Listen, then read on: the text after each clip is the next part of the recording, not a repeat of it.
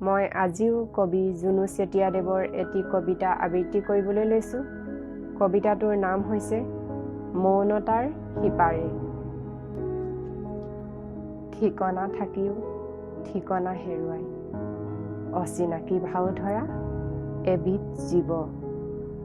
সময়ে সময়ে ৰং সলাই মানুহৰ জীয়া বুৰঞ্জী।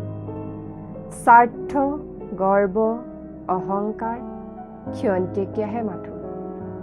জুই হৈ জ্বলি মম হৈ গলি একো লাভ নাই।